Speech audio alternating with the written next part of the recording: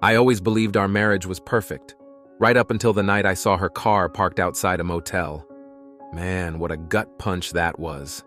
Sarah and I been together for 8 solid years. 8 years of building a life, sharing dreams, and trusting each other completely. Or so I thought. I never doubted her when she said she was working late. Why would I? Sarah was ambitious, always gunning for that next promotion. I admired her drive and her dedication. But lately, things felt off. The late-night work calls that she'd take in another room, the sudden interest in her appearance, new clothes, fancy haircuts, even hitting the gym. And when she got home, always too tired to talk, barely a peck on the cheek before she'd crash into bed. At first, I chalked it up to stress.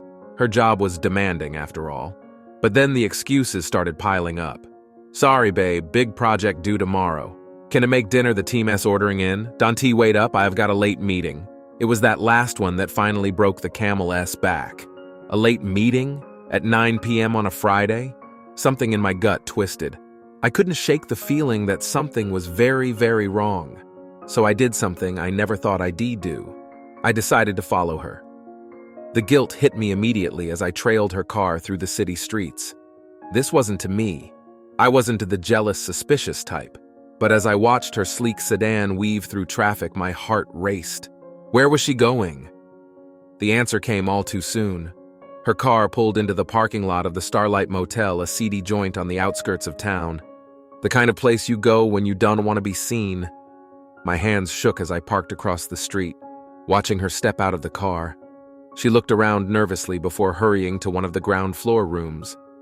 The door opened before she even knocked. I felt sick. This couldn't be happening, not Sarah, not us. I grabbed my phone, needing to talk to someone, anyone. Jake's number was at the top of my recent calls. He'd been warning me for weeks that something was up, but I brushed him off. Paranoid Jake always sees the worst in people. God, I wished he'd been wrong. Jake, I croaked when he answered. You were right. She is here, at a motel. Shit, man, he breathed. I'm so sorry. What are you gonna do? What was I gonna do? I hadn't thought that far ahead. Part of me wanted to drive away, pretend I'd never seen this. But I knew I couldn't. This moment would haunt me forever if I didn't face it head on. I'm going in, I told Jake, my voice steadier than I felt. Be careful, bro. You want me to come? I appreciated the offer, but this was something I had to do alone. No, I got this. I'll call you after. Hanging up, I took a deep breath and got out of the car. Each step towards that motel room felt like walking through quicksand. My heart pounded so hard I was sure everyone could hear it. I raised my hand to knock, hesitated for a split second, and then rapped sharply on the door. There was a muffled curse, hurried whispers, then silence. I knocked again, louder this time. The door cracked open, and a man I'd never seen before peered out. He was younger than me, fit, with the kind of looks that probably turned heads wherever he went. Can I help you? He asked, trying to block my view of the room. I didn't answer. Instead, I shoved past him, my eyes scanning the dingy motel room until they landed on Sarah. She was sitting on the edge of the bed, hastily pulling on a shirt. Her eyes met mine, and the shock on her face would have been comical if it wasn't so goddamn heartbreaking.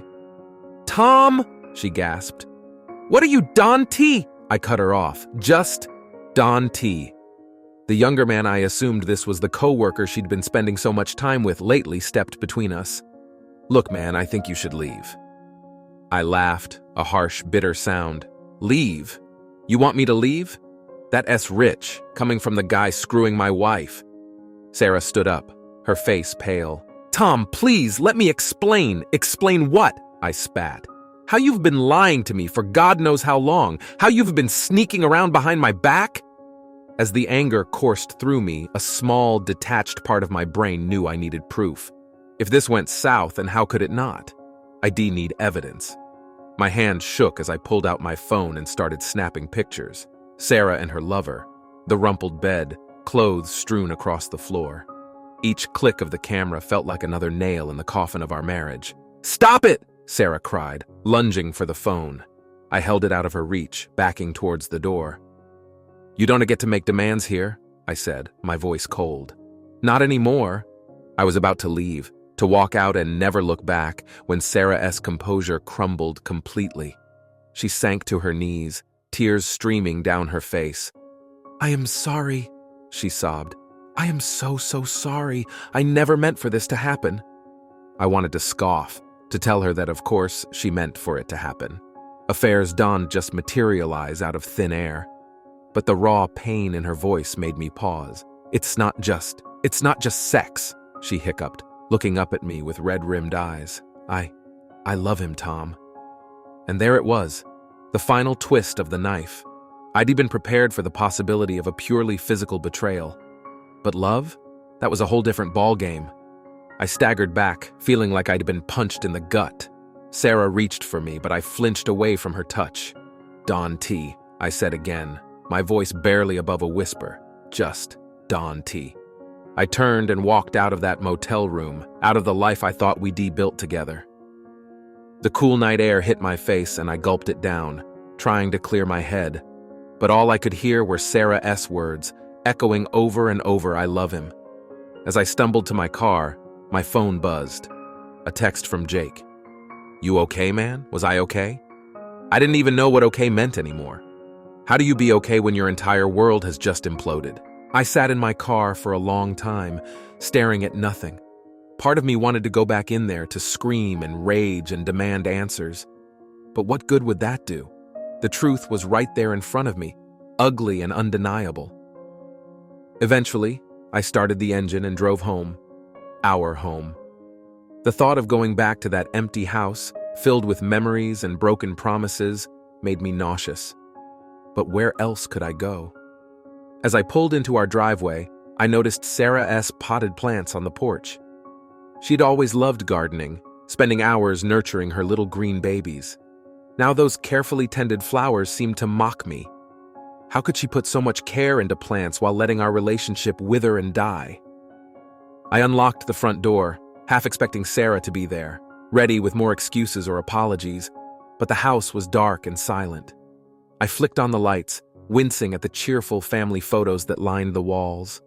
Us on our honeymoon, grinning like fools in love. Sarah's last birthday where I surprised her with a party. Christmas at her parent's place matching ugly sweaters and all. Had it all been a lie? Or had we just drifted so far apart that I hadn't even noticed? I sank onto the couch, my head in my hands. The events of the night played on repeat in my mind. Sarah's shocked face, the rumpled bed sheets. I love him. My phone buzzed again. Jake checking in. I should call him back, I knew. He'd want details and would probably offer to come over with a six-pack and a sympathetic ear. But I couldn't face anyone right now.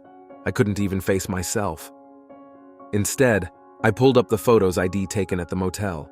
Concrete proof of my wife's infidelity. Part of me wanted to delete them, to pretend this was all a bad dream. But I knew better.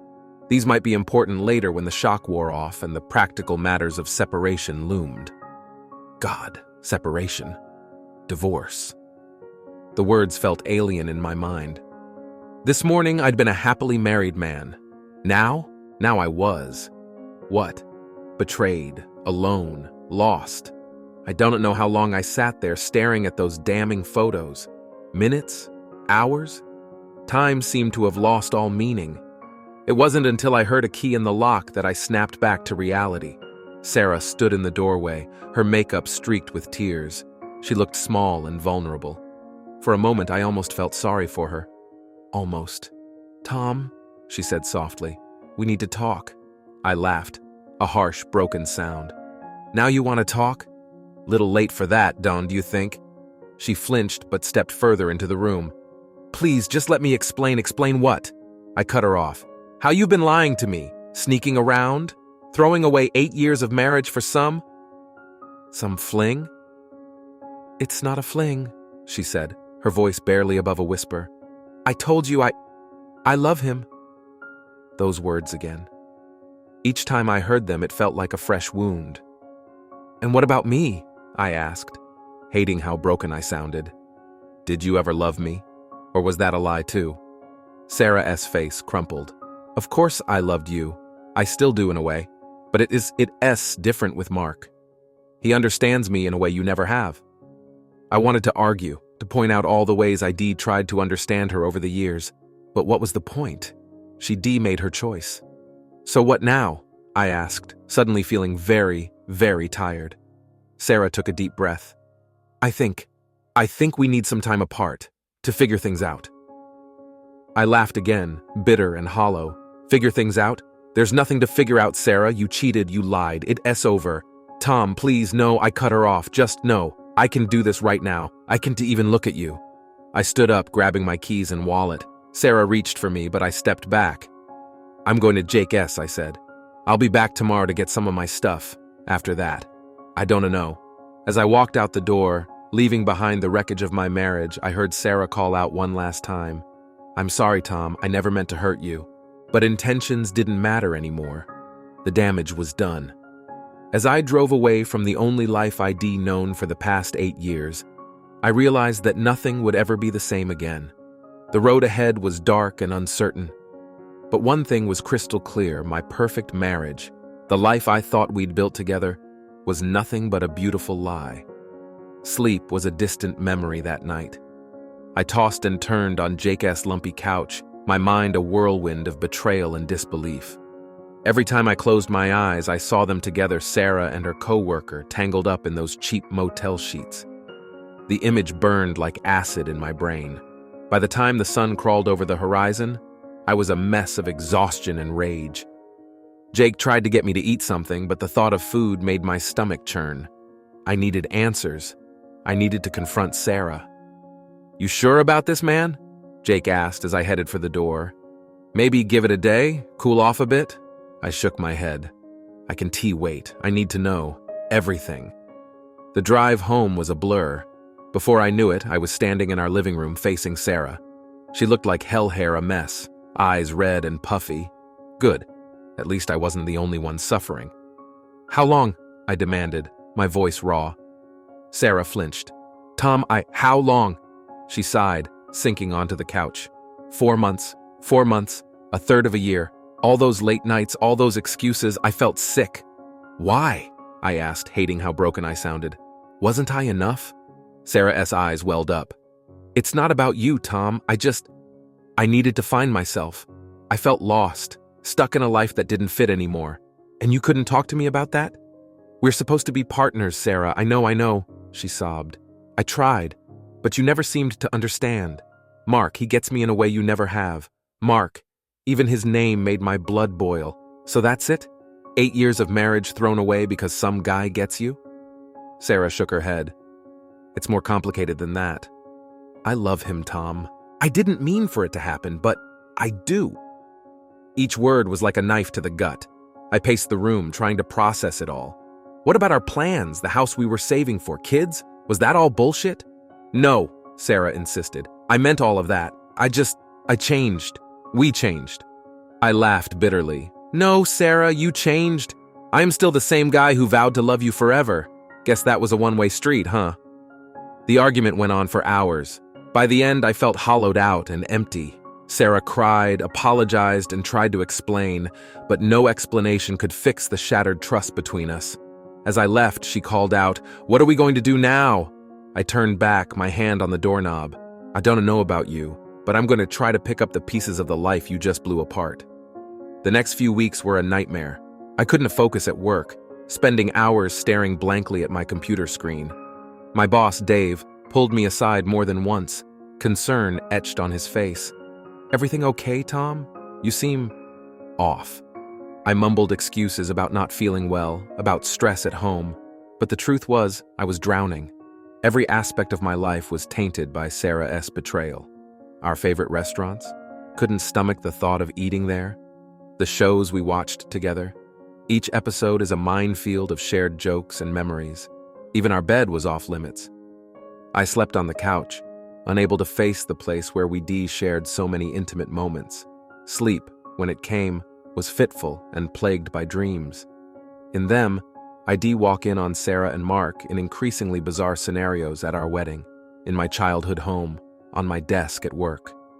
I'd wake up in a cold sweat, heart racing. Food lost all appeal. I existed on coffee and whatever Jake Force fed me when he came to check on me. I lost weight, my clothes hanging loose on my frame. The man in the mirror was a stranger, hollow-eyed and haggard. The worst part was the constant temptation to confront Mark. I'd find myself driving past his office, fantasizing about storming in there and… what? Punching him? Screaming at him? Making a fool of myself? When I mentioned this to Sarah, she freaked out. "Please, Tom, Don T, you'll ruin both our careers." Her concern for him, for their precious careers, only fueled my anger. But I held back, if only because I couldn't bear to give her another reason to paint me as the bad guy. Just when I thought things couldn't get any more complicated, life threw me another curveball. A letter arrived, addressed to me in unfamiliar handwriting. Inside was a note from Mark's wife, Emily. "Dear Tom, I hope you'll forgive this intrusion. I wanted to thank you for the evidence you gathered of my husband, E.'s infidelity. It was the final push I needed to leave a marriage that had been broken for a long time. I am sorry for the pain Mark and Sarah have caused you. No one deserves that kind of betrayal. I hope you find peace and healing in the days to come. Best wishes, Emily." I read the letter 3 times. My emotions were a tangled mess. On one hand, I was glad the evidence had helped someone. On the other, it was a stark reminder of just how many lives this affair had torn apart. That night, the walls of the house seemed to close in on me. I needed air, needed a drink, needed something to numb the constant ache in my chest. I found myself at O'Malley's, a dive bar I'd never been to before. Perfect. No memories here, no chance of running into anyone I knew. I was 3 whiskeys deep when it happened. Some meathead at the bar bumped into me, spilling his beer down my shirt. "Watch it, asshole," he slurred. Maybe it was the alcohol, maybe it was weeks of pent-up rage and hurt. Whatever the reason, I snapped. "You watch it," I growled, shoving him back. He stumbled, then came at me swinging. I tasted blood as his fist connected with my jaw. Then instinct took over. We grappled, trading blows and knocking over bar stools. I felt alive for the first time in weeks, the pain in my knuckles drowning out the ache in my heart. It took 2 bouncers to pull us apart. As they tossed us out onto the street, reality came crashing back. What the hell was I doing? This wasn't me. I didn't get into bar fights. Oh God, what had I become? I stumbled home, nursing a split lip, and what would surely be an impressive black eye come morning. Sarah gasped when she saw me rushing to get ice. "Tom, what happened? Are you okay?" Her concern felt like mockery. Where was this care when she was screwing her coworker? "I'm fine," I muttered, pushing past her. "Just leave me alone." That night, as I lay on the couch holding a bag of frozen peas to my face, I knew something had to change. I couldn't keep living like this, a ghost in my own life. I needed a fresh start. The next morning, ignoring my pounding headache, I broke the news to Sarah. "I am moving out," I said flatly. She blinked, surprise clear on her face. "What? Where will you go?" "Jake S. offered me his spare room until I figure things out." Sarah nodded slowly. Maybe that S for the best. We both need some space to think." I laughed, a harsh sound. "Think about what, Sarah? How to uncheat? How to rebuild trust that's been completely shattered?" She flinched, then straightened up. "I've been thinking a lot about our situation." She disappeared into the study, returning with a thick envelope. My stomach dropped as I realized what it was. "Divorce papers?" I whispered, taking the envelope with numb fingers. Sarah nodded, not quite meeting my eyes. I think it is for the best, Tom. We can go back to how things were, and I don't think either of us wants to live in this limbo forever." I stared at the papers, my mind reeling. Even after everything, some small part of me had held on to hope. Hope that we could work things out, and that our love was strong enough to weather this storm. But here was Sarah, handing me the death certificate for our marriage. "How long have you had these?" I asked, my voice barely above a whisper. She shifted uncomfortably. "I called a lawyer last week. I wanted to be prepared in case I couldn't forgive her, in case I couldn't move past her betrayal." The unspoken words hung heavy in the air between us. I nodded slowly, tucking the envelope under my arm. "Right. Well, I guess that then." Sarah reached out, her hand hovering uncertainly. Tom, I am so Dante. I cut her off. Just, Dante, say you are sorry. Not again. It doesn't change anything. I turned away, unable to look at her anymore. The woman I loved, the life we built together, it was all crumbling around me, and there was nothing I could do to stop it. As I packed my bags, shoving clothes haphazardly into suitcases, the reality of the situation hit me like a ton of bricks. This was it. The end of my marriage, the end of the future I planned, the dreams we shared. Sarah hovered in the doorway, watching me with red-rimmed eyes. Do you need any help? I shook my head. I think you've helped enough, don't you? She flinched at the bitterness in my voice, but didn't argue. As I zipped up the last bag, she spoke softly. I never meant for any of this to happen, Tom. I hope someday you can forgive me. I turned to face her, really looking at her for the first time in weeks. The woman I loved was still there, underneath the pain and guilt. But she wasn't mine anymore. Maybe she never really had been. Goodbye, Sarah, I said, my voice thick with unshed tears. I hope you find whatever it is you're looking for. As I drove away from the house we shared, from the life we built, I felt hollowed out, empty.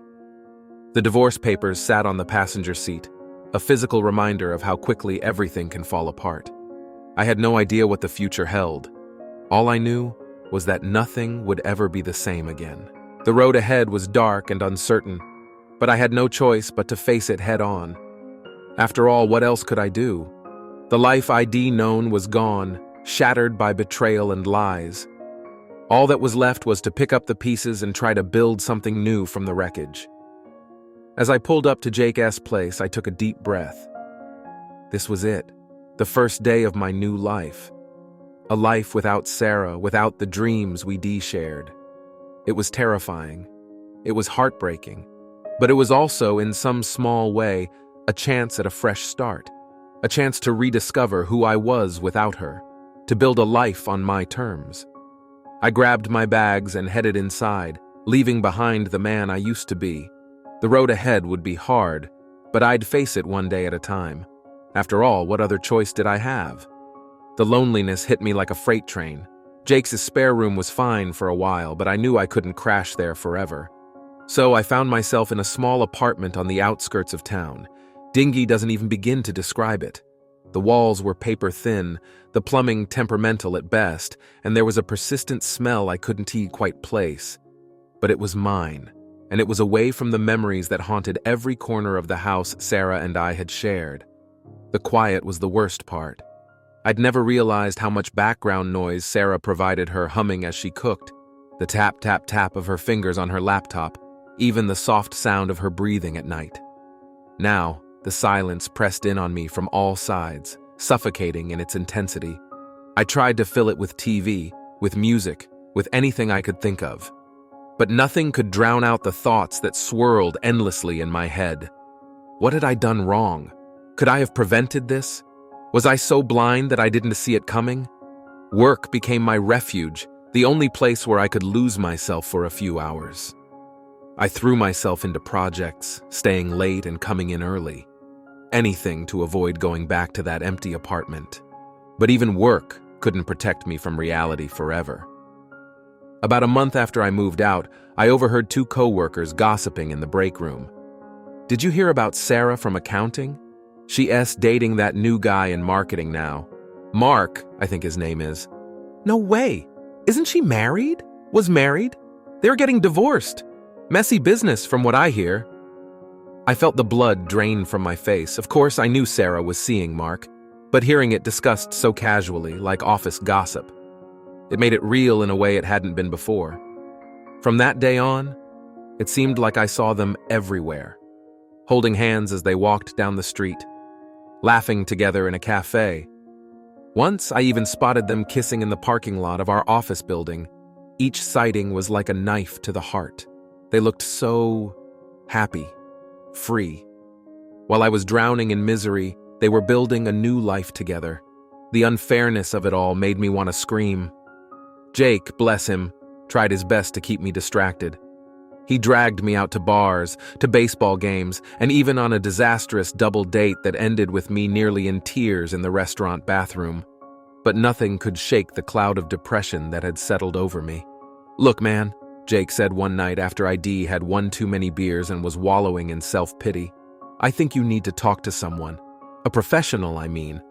I scoffed. "A shrink? Come on, Jake, I'm not crazy, never said you were, but you're hurting and sometimes it helps to talk to someone who's not involved, you know?" I wanted to argue, to insist I was fine. But the truth was, I was anything but fine. So, swallowing my pride, I made an appointment with a therapist Jake recommended. Dr. Amelia Chen was nothing like I expected. No couch to lie on, no beard to stroke thoughtfully. Just a kind-faced woman with a gentle voice who asked me, "So Tom, what brings you here today?" And just like that, the floodgates opened. I poured out everything: the affair, the divorce, the crippling loneliness and anger that had become my constant companions. Dr. Chen listened without judgment, occasionally asking questions that made me think about things in a new way. "It sounds like you are carrying a lot of pain," she said when I finally ran out of words. "But I want you to consider something. Your wife's actions say more about her than they do about you. This isn't a reflection of your worth as a person or a partner." It was such a simple statement, but it hit me like a revelation.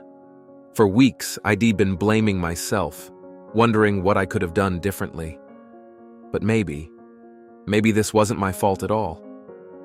Over the next few weeks, I continued to see Dr. Chen. Slowly, painfully, I started to unpack the emotional baggage I'd been carrying. She helped me see that while I couldn't control Sarah's actions, I could control how I responded to them. "Focus on yourself," she advised. "Rebuild your life, not around Sarah or the divorce, but around who you want to be moving forward." It wasn't easy. There were days when getting out of bed felt like climbing Everest. But I started small. I joined a gym, channeling my anger into grueling workouts. I picked up a guitar, something I'd always wanted to learn but never had the time for.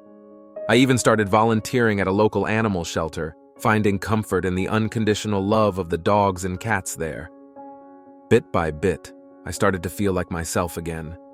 Not the old me, that person was gone, shattered by Sarah's betrayal, but a new version of myself, stronger and more resilient than before.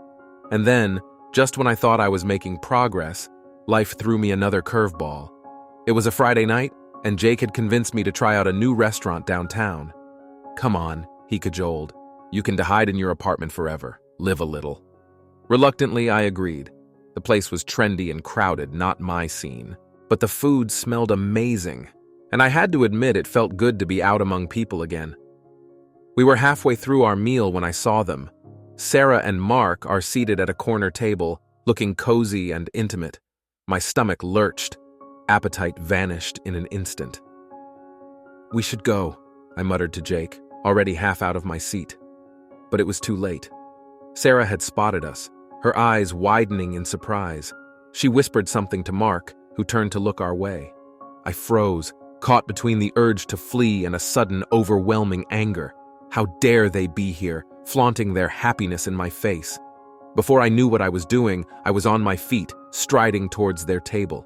Jake called after me, but his voice seemed distant, drowned out by the roaring in my ears. "Well, isn't this cozy?" I spat as I reached them. "Enjoying your date?" Sarah paled, looking like she wanted to sink into the floor. Mark, to his credit, met my gaze steadily. "Tom," he said, his voice maddeningly calm, "I don't think this is the time or place." "Oh, I'm sorry," I sneered. "Am I interrupting your romantic evening? That must be so inconvenient for you. Almost as inconvenient as finding out your wife is screwing her coworker, wouldn't you say?" People at nearby tables were starting to stare. Sarah stood up, reaching for my arm. "Tom, please, let's not do this here." I jerked away from her touch. "Don't you dare touch me. You lost that right when you decided to throw away our marriage for this home wrecker." Mark stood up then, his face flushing with anger. "That is enough. You need to leave, now." "Or what?"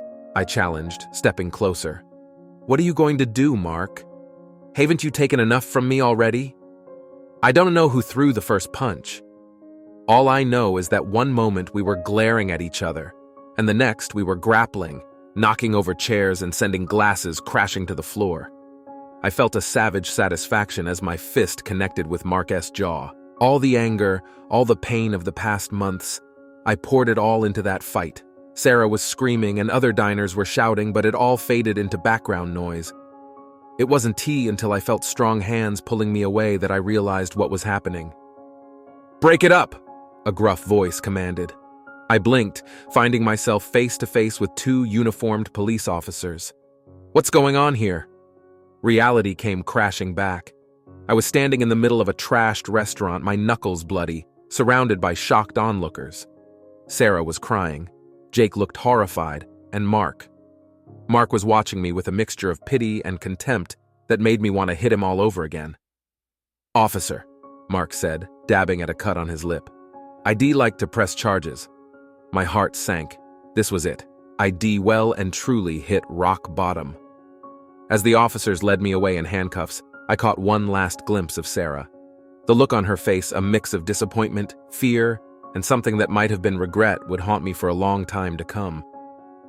The next few hours were a blur of holding cells and paperwork. Jake bailed me out, lecturing me the whole way home about how I could have ruined my entire life over one stupid fight. But it wasn't until the next day, nursing a killer hangover and a bruised ego, that the real bombshell dropped. My phone rang an unknown number. Against my better judgment, I answered. "Tom? It's Mark. We need to talk." I almost hung up right then and there. But something in his voice gave me pause. He sounded defeated. We agreed to meet at a neutral location, a park near my apartment. As I approached the bench where he sat, I braced myself for another confrontation. But what I got instead knocked the wind out of me. "I am leaving Sarah," Mark said without preamble. I blinked, sure I'd misheard. "What?" He sighed, running a hand through his hair. "This whole thing, it's been a mistake from the start. What we did to you, to Emily, it is unforgivable." I sat down heavily, my mind reeling. "But I thought you loved her. That's what she said anyway." Mark laughed, a hollow sound. "Love? Maybe. Or maybe it was just the thrill of the forbidden. Either way, it's not enough. Our whole relationship is built on lies and betrayal. That is no foundation for a future." He turned to me then, his eyes full of genuine remorse. "I'm sorry, Tom, for everything. You didn't deserve any of this. I should have felt triumphant, vindicated. This was what I wanted, wasn't it? For their relationship to implode, for them to suffer like I had suffered." But as I watched Mark walk away, shoulders slumped in defeat, all I felt was empty. Later that day, my phone buzzed with a text from Sarah. Just 2 words, "He's gone." I stared at those words for a long time, trying to sort through the tangle of emotions they evoked. Part of me wanted to rush to her, to comfort her. Another part wanted to laugh at the karmic justice of it all. But mostly I just felt tired. So tired. In the end, I didn't respond. What could I say? "I'm sorry? I wasn't I told you so." That felt petty and small, so I said nothing. As I set my phone aside and turned back to the guitar I'd been practicing, I realized something. For the first time in months, I wasn't thinking about Sarah or Mark or the mess they made of my life. I was thinking about the future, my future. And for the first time in a long time, that future didn't seem so bleak after all. The road ahead was still uncertain. I had a lot of healing to do, and a lot of trust to rebuild in myself as much as in others. But as I strummed a clumsy chord, I felt something I hadn't felt in a long time: hope. It wasn't much, just a tiny spark, but it was there. And for now, that was enough. The confrontation at the restaurant was the straw that broke the camel's back. My life, which had been teetering on the edge for months, finally toppled over into full-blown chaos. I thought I'd hit rock bottom before, but this was a new low. The Monday after the fight, I dragged myself into work, feeling like death warmed over. But instead of my desk, I was directed to HR. Dave, my boss, was there, looking uncomfortable and disappointed. "Tom," he said, not quite meeting my eyes, "we need to talk about your recent behavior." I knew what was coming before he even said it. The missed deadlines, the distracted work, and now a public brawl that had made the local news. It was too much. "We're going to have to let you go," Dave said, his voice gentle but firm. "I'm sorry, Tom. I am." I nodded numbly, not even having the energy to argue. As I packed up my desk, surrounded by pitying looks from my now ex-coworkers, I felt like I was moving through a fog. With no job and no prospects, I had no choice but to swallow my pride and call my parents. Mom answered on the first ring as if she'd been waiting for my call. "Oh, honey," she said when I explained my situation. "Come home. We'll figure this out together." And just like that, at 35 years old, I found myself back in my childhood bedroom. The posters on the walls, the trophies on the shelves, they all seemed to mock me. "Look at what you used to be," they seemed to say. "Look at how far you've fallen." The first few weeks were a blur of shame and self-pity. I barely left my room, spending my days in a haze of daytime TV and junk food. My parents tried their best to help, but I could see the worry in their eyes growing with each passing day. It was my dad who finally snapped me out of it. He barged into my room one morning, yanked open the curtains, and fixed me with a stern look. "Enough," he said. "This isn't you, son. It is time to get up and face the world." His words stung, but they were exactly what I needed to hear. That afternoon, I called Dr. Chen and scheduled an emergency session.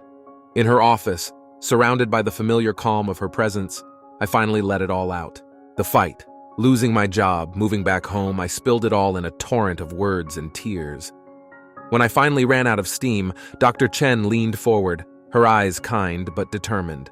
"Tom," she said, "I think it's time we talked about letting go." "Letting go?" I echoed, confused.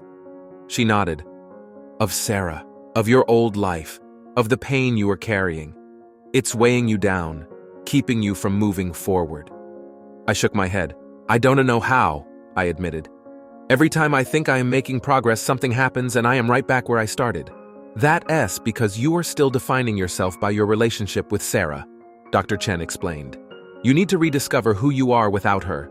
Who is Tom, not as Sarah's ex-husband, but as his person?" Her words hit me like a thunderbolt.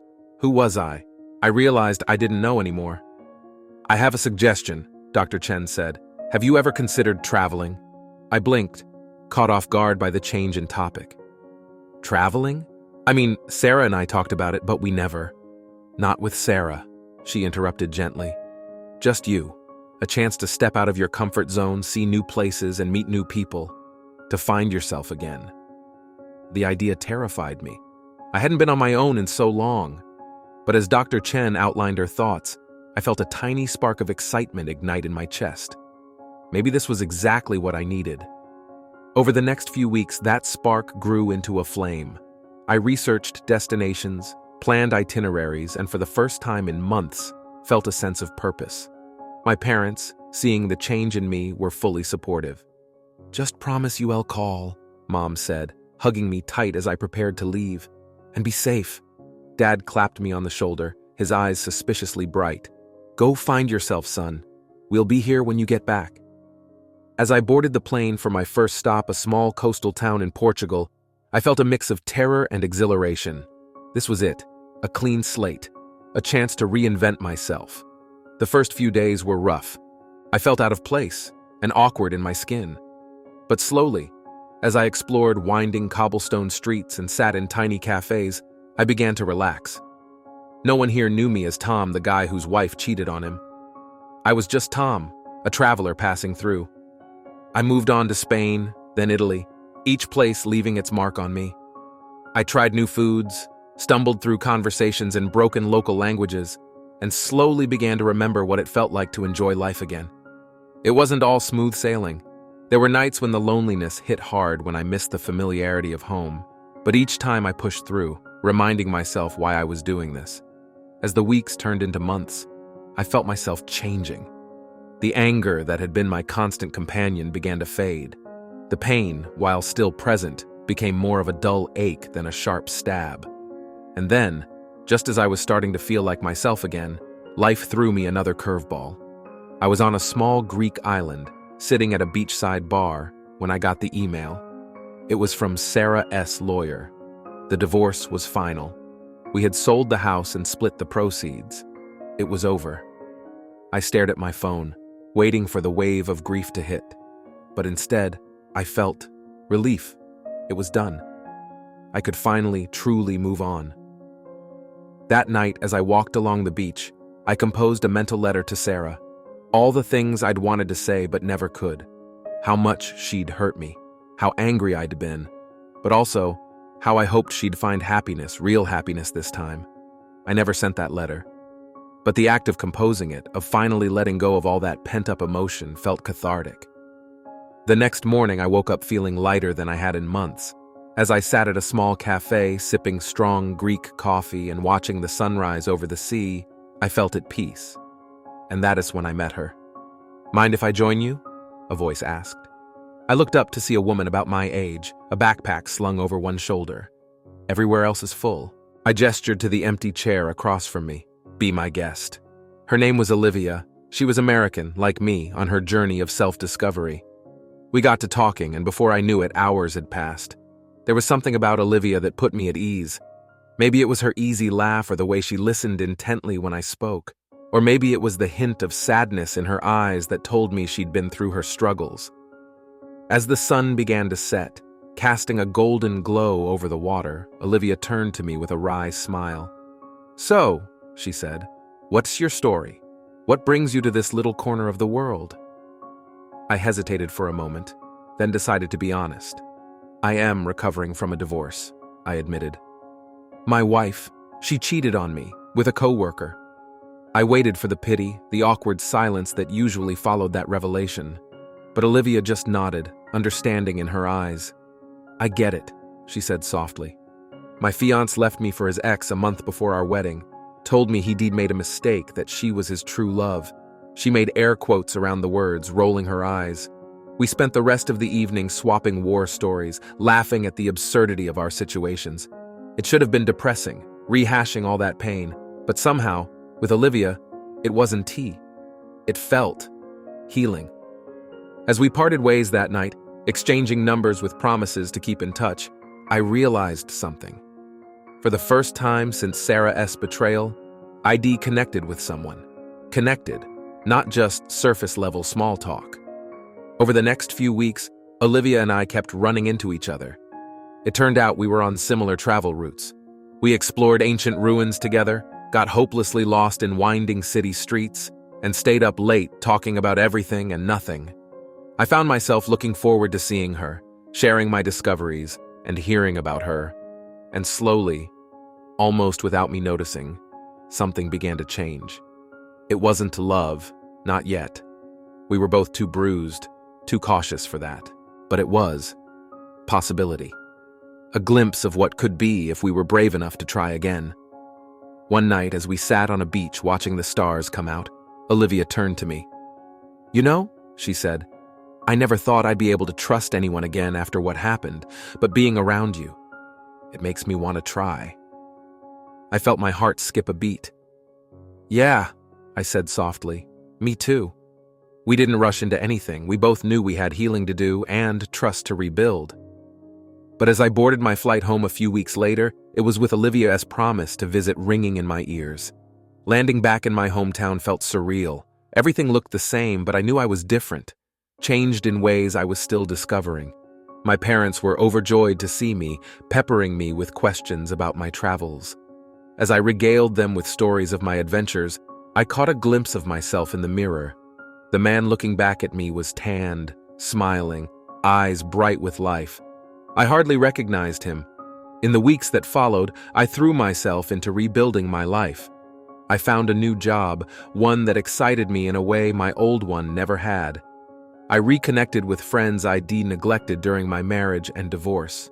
And I kept in touch with Olivia, our late-night video calls becoming the highlight of my week. It wasn't all smooth sailing. There were still days when the pain of what happened with Sarah hit me hard. Days when I doubted myself, when the fear of being hurt again felt overwhelming. But now, I have the tools to deal with those feelings. I had perspective, and most importantly, I had hope. One day, as I was leaving my weekly session with Dr. Chen, she stopped me with a smile. "You know, Tom," she said, "when you first came to me, you were a man drowning in pain and anger. Look at you now. I thought about how far ID come, about the lessons ID learned, about transparency and honesty, about the importance of being true to yourself and your partner, about how love, real love, should lift you, not tear you down. I'm trying real hard to be a shepherd of my happiness now, I told her. And you know what? I think I am finally in a good place. As I walked out into the sunshine, I felt a sense of peace wash over me. The future was uncertain, it always is. But for the first time in a long time, I was excited to see what it would bring. My phone buzzed with a text from Olivia. Can't wait to see you next week. I smiled, feeling that familiar flutter in my chest. Whatever happened next, I knew one thing for sure: I was ready for it. The man who had been broken by betrayal was gone. In his place stood someone stronger, wiser, and finally, truly happy. And that, I realized, was the greatest victory of all.